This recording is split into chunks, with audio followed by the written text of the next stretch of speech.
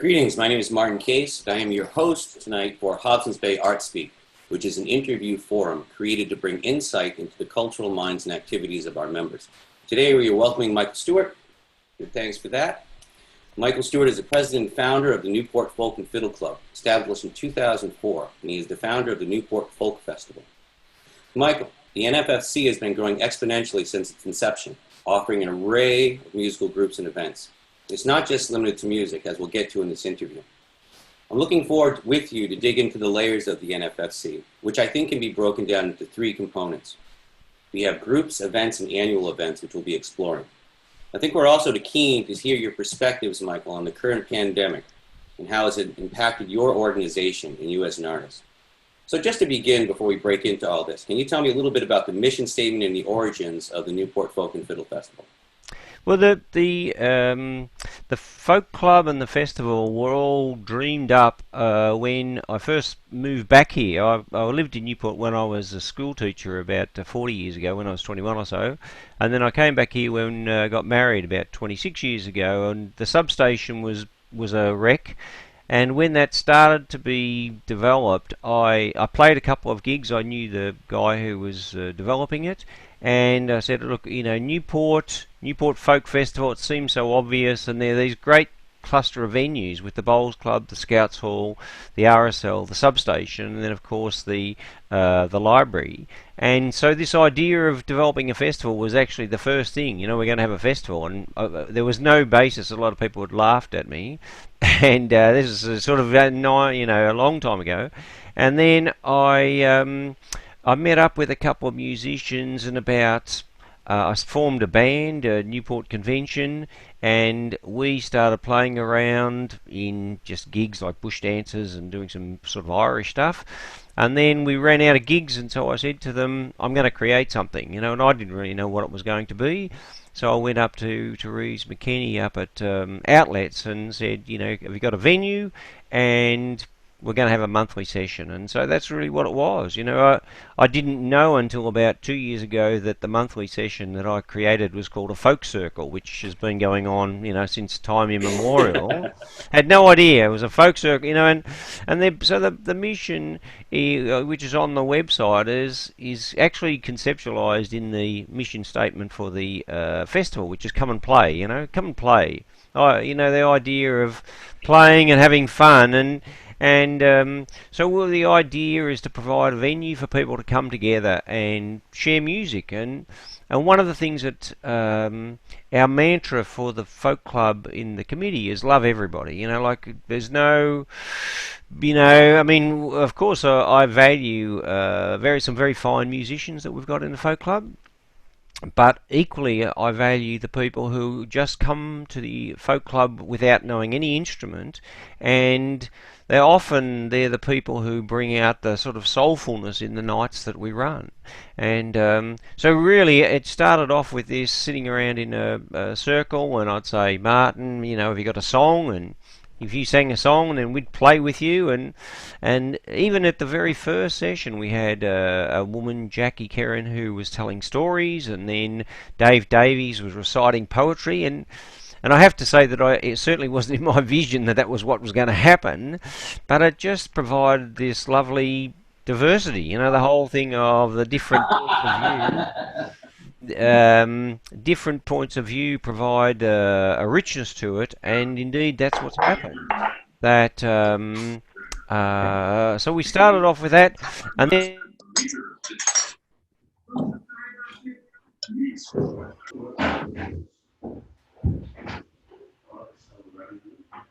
We lost you there for a minute, Michael. Thank you.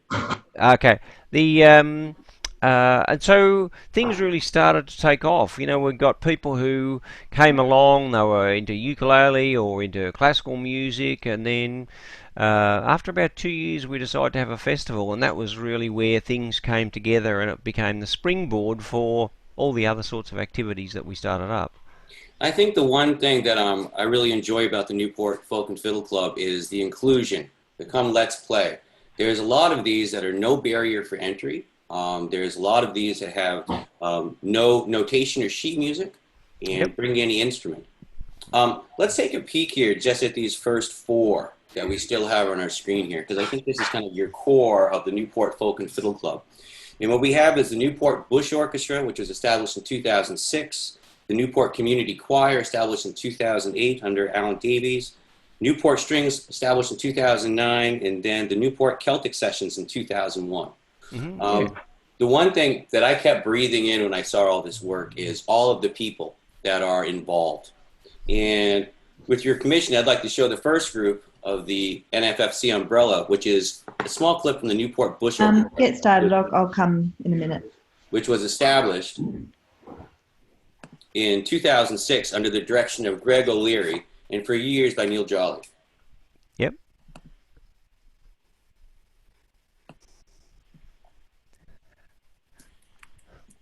Hi, my name is Greg O'Leary and I'm the leader of the Newport Bush Orchestra. Well, we started up as a participatory orchestra, and the main focus of the orchestra is to get people in the local area to... That's it. Whoop. Please hold. That's okay.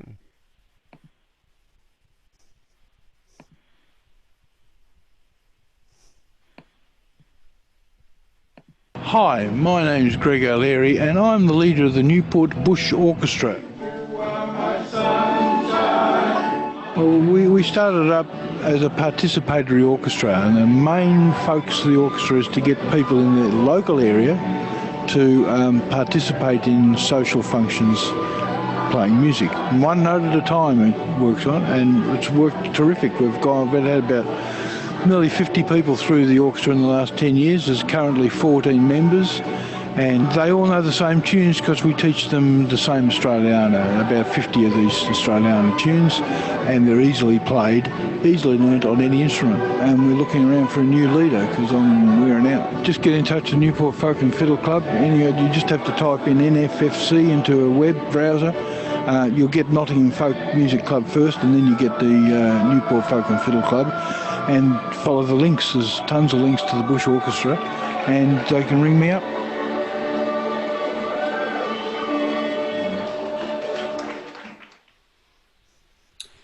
Two things about that. One is it's great to see all the different people there. And for our listening audience, www.nffc.org.au is how you can get hold of Michael Stewart.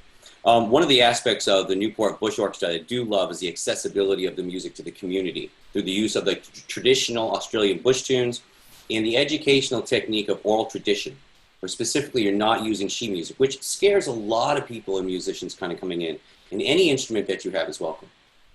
It is. Look, Greg, he's been a fiddler as a I mean, he was a scientist, then he became a fiddler, and so he's a professional fiddler most of his life. And it turned out that he lived around the corner from me, and so he joined the club after about the third session, and all of a sudden we had someone who could actually play the violin and had lots of tunes.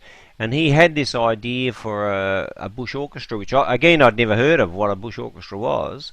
And then when we started it, we thought we'd get about 4 people, and we got 18 people for the first year. And he taught them all by ear, and some of them had never played an instrument before, so it was a pretty mixed standard. But within 6 months, we were playing gigs around Williamstown, and so we've contributed to all sorts of events. And of course, the beauty of it is that they just turn up with their instruments, and he says 1, 2, 3, and we're playing. It's fantastic. None of this sheet music blowing in the wind and getting lost, and so it has been a very long established organisation now, and they've travelled up to Echuca for a festival, and then the National Folk Festival, and done all sorts of gigs. And a lot of people who never learned an instrument until they're 55 get up on stage after about 2 sessions at the Bush Orchestra. So it's been a huge thing for our community, and for people of all ages to join and be part of. Michael, do you have any idea, in the 16 years and going on 17 of the Newport Folk and Fiddle Club establishment, how many hundreds of people have gone through your organization?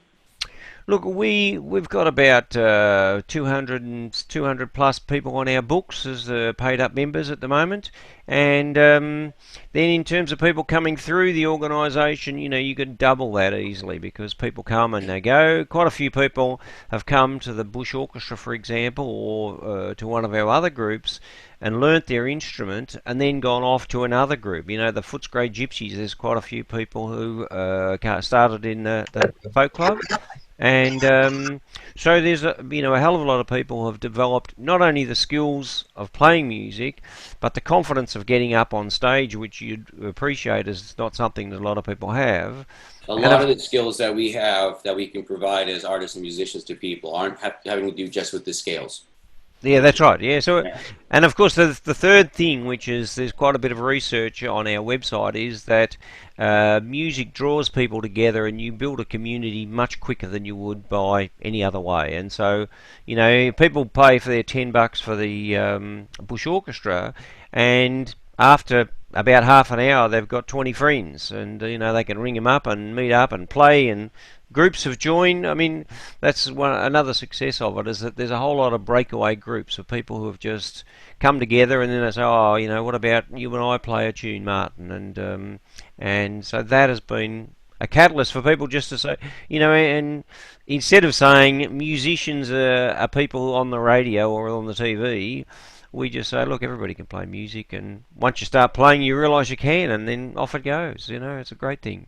Well, two things I want to say. One is the next group that I want to show you is, or talk to you about, is the Newport Community Choir, which is low barrier. You have no instruments involved. And the one thing that I enjoy, as you know also about choirs, is there's that endorphin feeling of joy and positivity when you're scientifically proven, when you're singing with other people. Yep. It's even better than therapy. Yep. Let me just show you a quick clip of the Newport Community Choir by Alan Davies, and just see the joy, especially when they're singing on the street. Hi, I'm Alan Davies. I'm the conductor of the Newport Community Choir.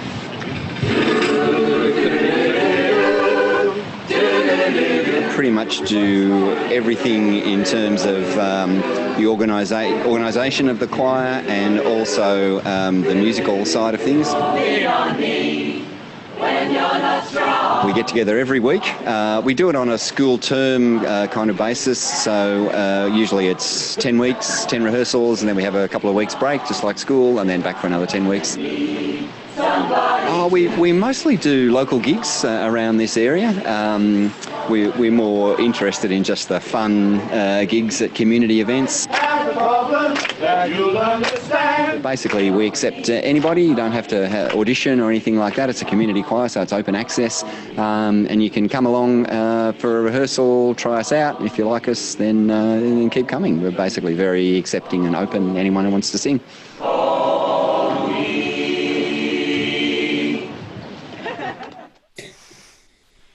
I love the people smiling on the street and the laughter you hear in that last clip. The amount of people that you have involved.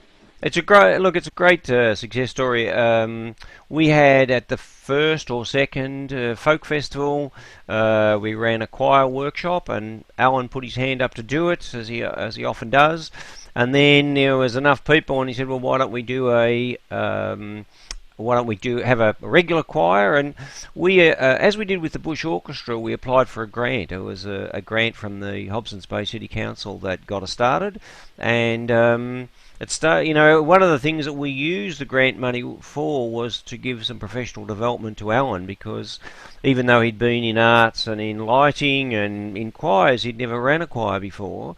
And so he did some training, and so he's been running the choir ever since. It's been a fabulous success story, and people come and go. I mean, of course, with COVID, singing is the worst thing to do. Apparently, it's worse, but they're getting 20 people on for the online session, so there's a need there, and people love it. And in fact, I think they're going out to have a dinner in the next week or so, now that things are relaxed. So it's a really strong community, and it's all Alan's work. I mean, that's the beauty about my position is, of course, I'm quite happy to take the credit for starting things up, but a lot of these things have, people put their hand up and said, "Why don't we do this?" And I said, well, why not? You do it, and whatever support you need, we'll do it. And the council will support us in grants generally. If we work it out. So it's been a really successful thing. I thought that was really important for you to articulate as far as the work of the Hobsons Bay Council and what they are doing. So Alan Davies wants to start a choir and get that work going on. And he's able to access through our community in the Hobsons Bay City Council training to do such Yeah, no, well, that was a brilliant thing. I don't think a lot of artists know that these resources are in our beautiful community. Yeah, well, of course, one of the things is that the choir has attracted people who, and I could have gone through the people singing on the stage there, but one of the guys who sings in the choir has now become a composer of classical music. As how does that work? I'm not too sure, but and really that did come about because the council gave us $1,000, and it meant that we were we're not going to lose money out of it. And of course, once they get enough people, then it starts to fund itself anyway. Starts to self-generate. Yeah, it's been. I mean, it has been a huge success story from the council's point of view in terms of value for money. For $1,000, they've got great value, and we appreciate their support, and I hope they appreciate it, as I know Sandra Wilson does appreciate what we do. Yeah, I think a lot of people do, Alan. Which brings me on to your third group of Newport Strings. The first two groups are no barrier entry, come in. The one that makes this a little bit different is that there's a little bit of a barrier coming in. Let's take a look at the video before we continue.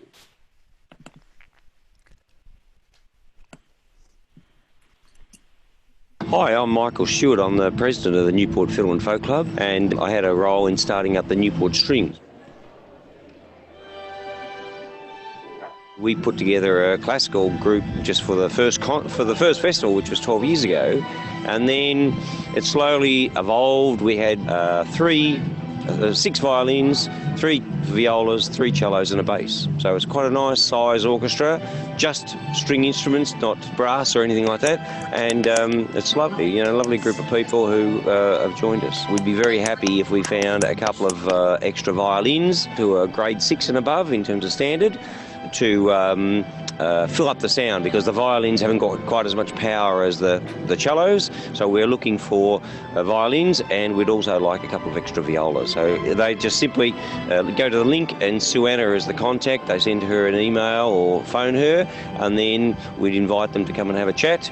And if they're up to the standard and they're interested in, and able to do, then they'd join us.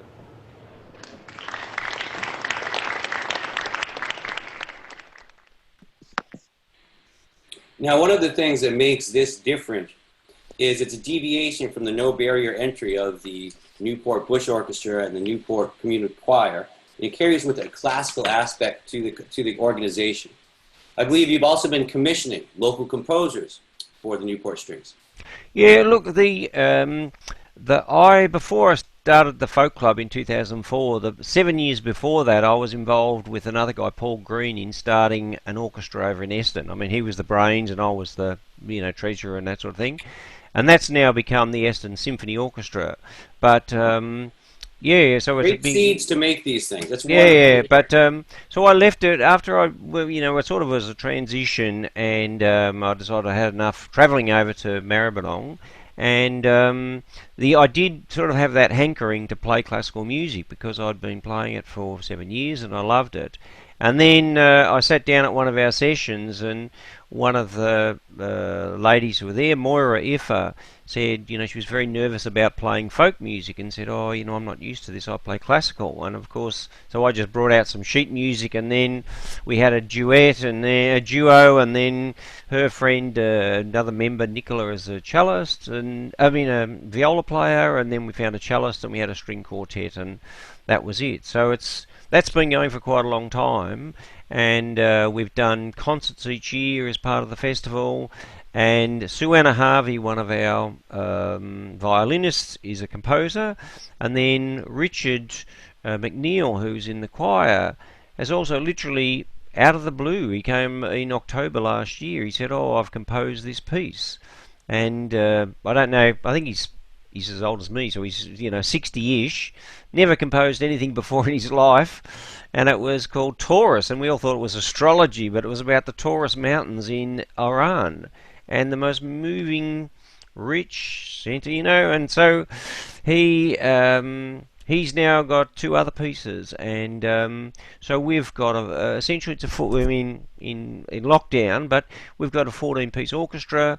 We're performing our own music, and it's a joy, an absolute joy. We play concerts at the Newport Library, and it's quite a standard. One of the problems is that when I really learned how to play violin through being part of this orchestra over in Essendon, and so I've had to keep up my chops to sort of, keep up with, as we say. We all do, mate. Yeah, that's the deal. If you're a musician, you got to keep the chops up. But you can't walk into a classical orchestra without knowing now. So we've been going for 10 years or 12 years, whatever it is. So we need people who are grade 6. They can come in, they can read the music. That's it. And so it's a fine, it's a really lovely thing, and it addresses a need, of people, and we just enjoy playing. It is really an absolute joy to play classical music. I think regarding the Newport Strings, I also just want to say that there is a call to arms. If you are a violin player, Michael would like to talk to you. If you feel like you're at a grade 6 or under level and you want to be part of Newport Strings, there are teachers, there are educators. Come Let's Play is the theme of the Newport Folk and Fiddle Club, and they'll welcome you with open arms. Yeah, that's right. Yeah, it's how we say, I've always said, with the strings, it's welcoming but audition. That's the one of the barrier entry. Yeah. Lead to another one, which is our 4th one in our series of the group for the NFFC umbrella. These are just a joy to watch, Michael. This is the Celtic Sessions, established in 2011 under the direction of Simon Laverton and Alison Jew. Mm-hmm.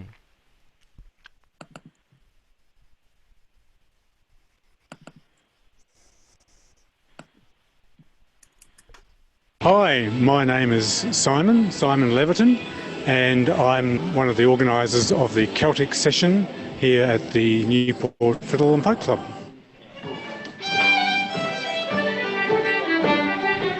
Well, my role is to coordinate the session that happens every month. The Celtic Session is just for fun, really. Anyone who knows some Celtic tunes and wants to come along and join in, that's what that's for. It's the first Friday night of every month. Check out the Newport Fiddle and Folk Club website, and you can see there's some details on the actual session. At 7:30, bring an instrument, or even just come and listen if you love listening to that sort of music. Always handy if you know a few tunes as well, but the more you come along, the more tunes you'll learn, and the more you'll get involved and enjoy it.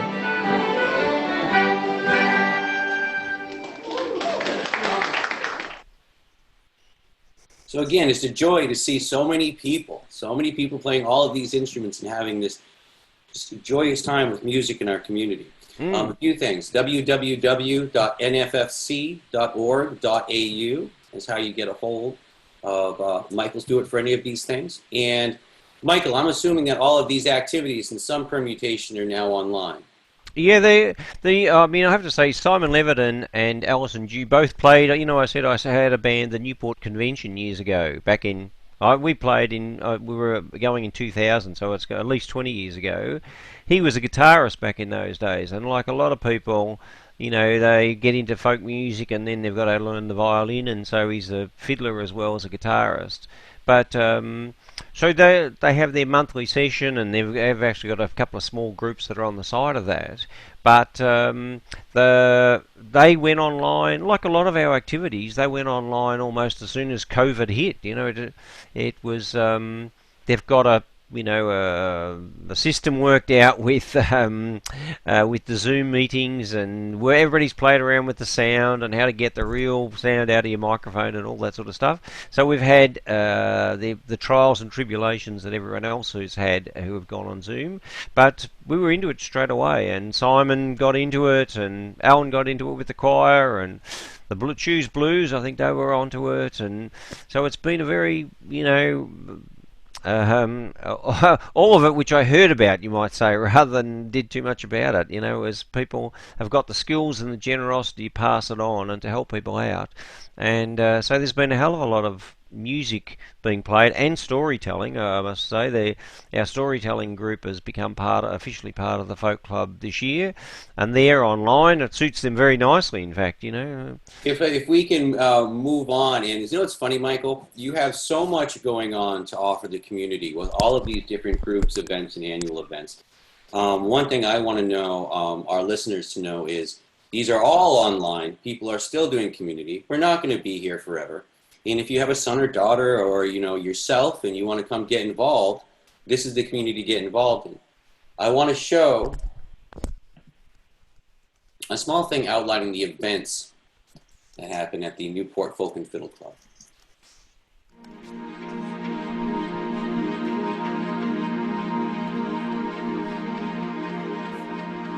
Now, Michael, you correct me if I'm wrong, but what I have is Club Night is the last Friday of each month. That's it.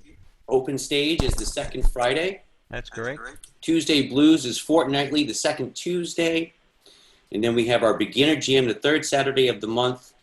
Old Timey Sessions is the first, third Monday. And then Newport Storytellers, which is one of ours that is not music related, is on the third Friday. That's it. And these are all still online. The Old Timey Session is the one that didn't go to the online. That actually, the Beginner Jam, as Megan pointed out, they just went straight online. The Old Timey Session started up this year. Yet another group. There's two of our members, Bruce and Noel, were keen for an Old Timey Session. They had their first session expecting to use 10, and there was 45 people in the hall. And, which brings me to this other thing I want to talk to you about. The numbers you get these small orchestras, these small big bands. Two things. For those that are new to the Newport Folk and Fiddle Club, the Beginner Jam is a great place to go. I'll commend that. They start with a key a week. You learn a few chords, you learn the scale. And just to show you the organic desire of our community for this music and its reception, I'd like to show you on this event this small clip from Tuesday Blues. Hi, my name is Rick and I play with Tuesday Blues. Nowadays Tuesday Blues. And we had a session in the Scout Hall a few years ago called the Blues Jam, and we just opened it up to anyone come along, any acoustic instruments, and people turned up and played and had a ball, and at the end of it a lot of people said, well, let's do this more often. So we got a room and we get together on the second Tuesday of every month, and we have about 20 people, and they're the most amazing band I've ever worked with. And we have every instrument. We have cellos, we've got saxophones, got ukuleles, lots of guitars, accordions, you name it, it's in there. And the idea is to get them all together and become a band, for everyone to respect everyone else, learn to play with each other. And that's basically what we do each week. So most of the time it's playing. We don't spend a lot of time mucking around with theory or anything, just playing, and people ask questions and have a go. Get in touch with the folk club. That's the way to do it, and then take it from there. Again, we can get in touch with the folk club through www.nffc.org.au. And I'll tell you, Michael, seeing these videos, seeing all these people happy, while we've been in isolation, I think this is the first time I've had a visceral yearning to get back into community just by watching the videos and your good work. Yeah, look, the Beginning Jam and Tuesday Blues are great examples of what we do, because they come out, somebody had an idea in Beginner Jam, as Molly just said, I've got this idea for sort of a family jam, and I actually said I didn't think it was going to work the way she thought it, but anyway, leave it up to the experts. And once they started, they found that they had people who were indeed beginners, but they also got professional musicians and people who have performed on stage, and I often call in there when it's live, and it's the most lovely vibe, because people are there to enjoy the community that comes out of playing music together, and it's just a wonderful, wonderful session. Tuesday Blues is the same. They not only had a session last year, they created their own festival. I think it was an 8 or 10 hour festival at the substation. Oh, it's massive, and I think that's the thing that's nice with what you have going on is you experiment, you try something, and you see what sticks. Yeah. So I'd like to remind people we are talking with Michael Stewart of the Newport Folk and Fiddle Club, and we've broken down his organization into 3 groups as groups, events, and annual events. And I'd like to bring you, before we open the floor to having a conversation with Michael on some current perspectives, an overview of the Newport Folk and Fiddle Club and what they offer as their annual events.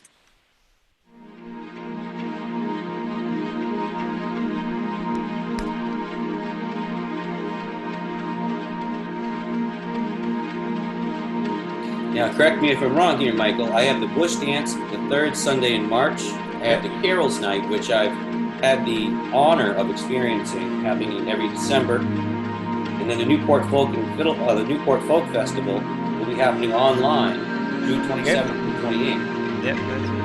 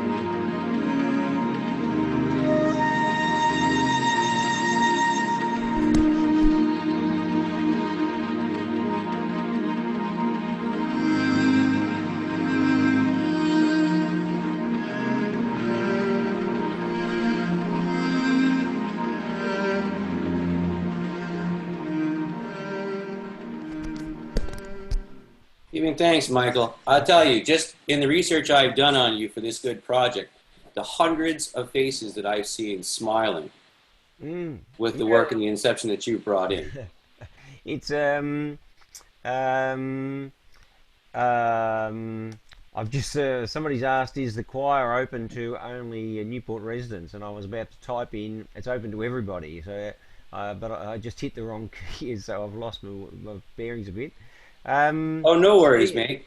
Tell me when you're ready, and I'll let you meditate on the following question. Is curious, with all of this going on, with all of these projects, one of the things that's usually the most difficult is to just the base organization of one of them. And we have a dozen things here. How is it as manager, do you make it so that you can create a space where all these things can thrive and it runs so smoothly? One of my jobs is a multimedia producer. I deal with artists all the time, and I call it herding cats. This isn't even your full day job. I don't know how you do it. Give us some insight on how to get the collaborative process to be such a fine working machine. Look, it's I do teach organisational design and development and HR, all that sort of stuff, and so I do have a bit of an understanding. You know, like it's not entirely made up. You know, to use the music thing, there's a bit of theory behind it, and there was, in the first 2 years, I had the chance to talk to Greg O'Leary twice a week about it. You know, my work's always been flexible, so you know, I've never been a 9-to-5er, and so there has been a lot of thought that's gone into what the idea is and how we could develop it, and a lot of it is I mean, there's two things, you know, love everybody thing, you know, everybody's welcome is a very important part of it, and then the discipline of it, if things are going to happen, they happen. You know, that's so like in music, you know, that there is a discipline to it, and if we're going to do things on the second Tuesday, the door, I mean, in the early days, my biggest job was finding the key. I say that, you brought up something, I'm saying this in a nice way, Martin, but the key, you know, you can imagine the key was the metaphor, but also the actual most difficult task. Where is the key? Where's the key and all this? Oh, I love the symbolism. I do love the symbolism of that. But of course, once we started with the Bush Orchestra, I mean, I was sort of manager of that for a number of years, and then when the choir started, Alan Davies took over running the choir, but also the management of it, and so he'd report, and then so that was the idea, that if people come up with an idea, a new initiative, then I'll say, okay, fine, you do it, you get the key, you get the money from them, have the discipline of, we charge mostly $5 and $3 to turn up to our things, some of them are $10 or $12, so it's the discipline of an organisation. The committee meets every month, and so there is quite a fair bit of work behind the scenes, and COVID has actually turned that down to some extent, made life simpler, if I could say that. Well, you don't have to look for the key so much. Now I don't have to look for the the key. password. That is correct. I don't have to look for the key. So that, I do want to remind people we're talking to Michael Stewart of the Newport Folk and Fiddle Club. The main theme here is come, let's play. There are a lot of ways you can come and enjoy the Newport Folk and Fiddle Club. It has no barrier for entry, and things are still going online. Michael, out of all of this stuff that you've done and supported, tell me about your work in Bangladesh. Right. Well, I mean, my teaching work is I lecture, in management and MBA level, and for a period of time I was going overseas quite a fair bit, to China and Bangladesh and Singapore, and when I finished up with that, I met a guy who was started a slum school. He had 35 kids, I think, and then I sort of got involved with him, and then in 2014 I went over there and was sort of an observer, and I mean I'd been a supporter with him, and I have been for 10 years, but I went to one of our members sort of 2 weeks before I went overseas and said, Kerry Duke, have you got any ukuleles for me to take over, because obviously, so I took over literally a handful of ukuleles. And then the folk club, I did a couple of fundraising things, and people in the folk club contributed, so we bought some keyboards and other instruments. And so I've been back each year and helped develop a music program. They've got guitars, and there are some kids who are now very good. And Helen and I went over there last year in February, and the kids spent a day, you can imagine, so I think there's 25 kids in a recording studio about the size of this room. They spent the whole day recording it, and then we did the equivalent of travel to Portsea, except multiply the distance by 3 and the degree of difficulty getting there by about 6. And then they did videos for all these tunes, it was just a crazy thing. And so the music program there has become it's doing what music programs do, it's giving kids the confidence. These kids in their houses are, no bigger than this room, and they are now musicians, they can play keyboards, and they've got groups, and they've got repertoire, and they play Bangla. I taught them You Are My Sunshine as the first song, which is not really a Bangla song, but they play both now, they play English, pop songs. Starting to cross the cultures here through your good work. Yeah. So that's sort of another, side to things, and that's and this is an annual thing. You're going back next year, yes? Yeah. No, like in the normal, we're actually in the process. So there was 35 kids in 2010. When the school closed for COVID, it was 450, and we're currently in the process of building a school, literally a school, so it's so it's sort of turned into it's not like you give a donation here and you walk away. This is a big project, and you dig your feet in. But it's fun. Yeah, it's fun. It's fun. Michael, I don't know how you do it. Michael Stewart is the founder of the Newport Folk and Fiddle Club. He's also the founder of the Newport Folk Festival. Michael Stewart is opening and creating opportunities for hundreds of Australians to come with no barrier to come and play, in addition to his work that he's doing in Bangladesh. Michael, thank you for your time. No, it's a pleasure, Martin. Thank you very much for, it's always enjoyable to have a chat to you, and certainly to talk about the folk club and what we're doing, because, I do agree. I think it has been great for a lot of people, me too, I've met lots of good people, but it's fun. No, I walked in and I saw the beehive. Michael, stick around because I want to show a video of your good work in Bangladesh. Oh, right, okay, yeah. So thank you. My name is Martin Case. This is Hobsons Bay ArtSpeak. Next week in a fortnight, we will be having Richard Vella, who is a professor, composer, and author. He will be discussing his diverse musical output, ranging from orchestral works to popular music genres, his film work receiving the nomination for the Best Music for a Feature Film by the Australian Institute in 2003, and his work with the Collaborative Environments for Creative Arts Research, on his recent work investigating the cultural and export value of the Australian music export. This industry report for this project was completed recently in July 2019, and it examines national and international policy frameworks, new business models, and the music entrepreneur and/or the export value of Australian music in our culture. That'll be Thursday, July 3rd at 6:30 p.m. I also want to thank the Hobsons Bay City Council, Hobsons Bay Creative City, and Art Apart, and we are proudly supported by Creative City Hobsons Bay through the Art Apart New Rapid Response Initiative. Enjoy this montage of Michael Stewart's good works in Bangladesh, and we'll be seeing you in a fortnight. Thanks, Martin. Thanks, man. Good.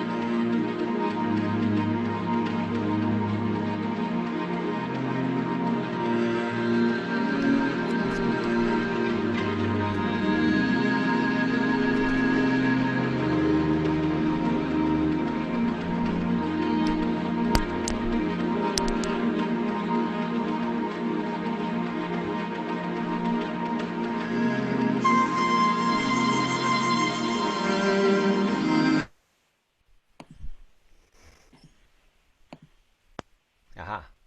Right, I saw that. Welcome to 2020.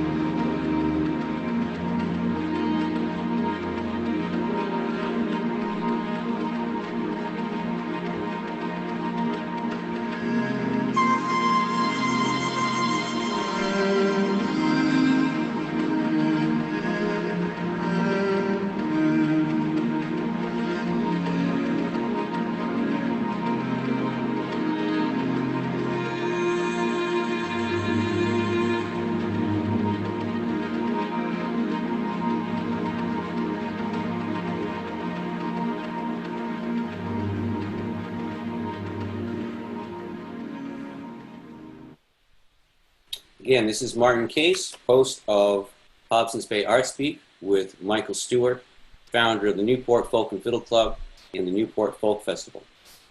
Michael, thank you for your time. Pleasure, Martin. And for the rest of you, I'll be seeing you in a fortnight with Richard Vella. Take care and be safe. Good man. Cheers. Okay.